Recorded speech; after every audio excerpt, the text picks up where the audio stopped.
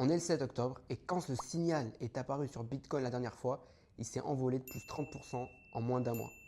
Je vais commencer par dire qu'hier, le 6 octobre, les ETF Bitcoin ont enregistré leur deuxième plus grosse journée d'entrée nette avec 1,19 milliard de dollars. Et la première journée d'entrée nette sur les ETF Bitcoin avait eu lieu le 7 novembre 2024 avec environ 1,38 milliard de dollars.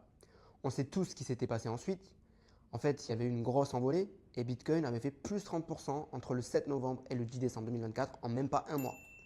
Donc on est dans une situation où on s'attend à ce que la Fed baisse ses taux le 29 octobre, mais les données économiques en fait, qui permettent à la Fed de baisser ses taux, ils ne sont pas publiés en ce moment à cause du shutdown du gouvernement américain, d'où l'intérêt qu'à un moment ou à un autre, ce gouvernement américain se mette à réouvrir.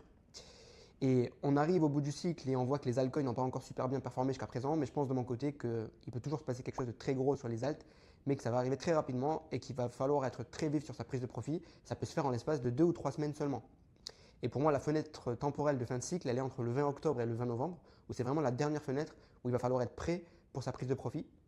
Et dernière chose intéressante, la Maison Blanche a posté hier en disant que dans les 3 prochains mois, toute la régulation crypto pourrait être mise en place et que même le Bitcoin Act qui a été mis en place par la sénatrice Cynthia Lummis, il déclare que l'acquisition de fonds supplémentaires pour une réserve stratégique de Bitcoin pourrait commencer à tout moment et donc au plus tard dans les 3 prochains mois. Donc ça reste très bullish. Je vous rappelle que l'envolée qu'on avait eu aussi en novembre 2024, c'était justement par rapport à cette nouvelle de réserve stratégique de crypto et que ça a l'air maintenant d'être un peu plus clair, tout ce qui se dessine autour de la réserve stratégique.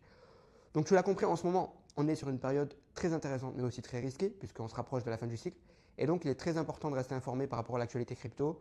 Et la meilleure chose pour que tu puisses le faire, c'est de rejoindre mon groupe Telegram où je te partage toutes les infos crypto chaque jour en temps réel. Et je te fais aussi des messages vocaux pour te donner mes conseils d'investisseur crypto depuis 2018. On est plus de 9000 personnes dans le groupe. Je te recommande de rejoindre en cliquant sur le lien dans ma bio, c'est 100% gratuit. Et je te dis à bientôt.